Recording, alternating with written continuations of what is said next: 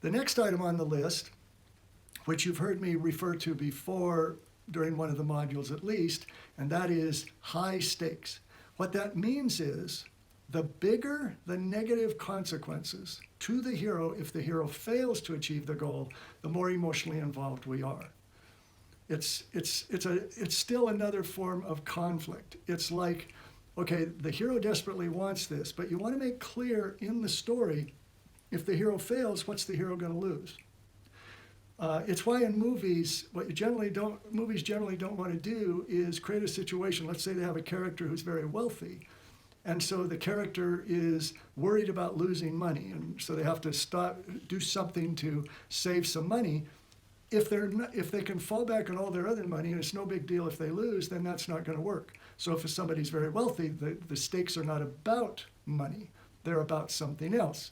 The stakes are going to be some way in which losing this goal, failing to get the goal, is going to cause the hero great pain.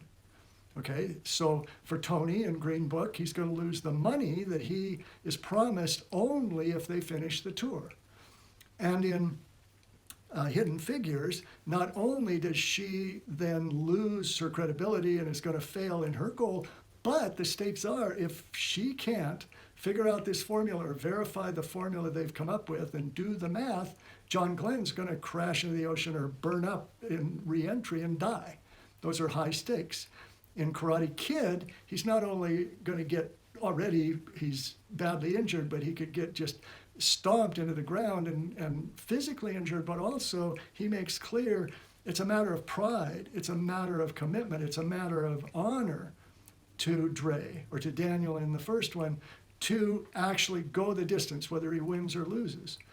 And in A Few Good Men, they do something very clever, because if it was only Callie coming to the side of these kids and be willing to go and try them in court, okay, that's a big deal, and he might be afraid of failing, but he's not doing any court work anyway at the beginning, so that's not quite big enough. So then Aaron Sorkin clarifies, if he goes after Jessup and he can't get him to confess, then he is in danger of being court-martialed himself, because now he's, whatever it is, he's demeaned or insulted or slandered or something like that, an officer in the military, and you can't do that. So he's putting not just his dignity or even his job on the line, but he could go to jail. He could be court-martialed and convicted of a crime, and that could really be detrimental, obviously. That's a huge amount of stakes for him to deal with.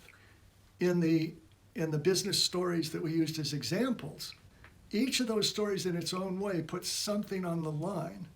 In Mark Brown's story about Eddie, that's one of the reasons it's so powerful, because Eddie, it's his only chance. It's the last game of the season, and he hasn't been anywhere. He's been on the bench the whole time, and this is it.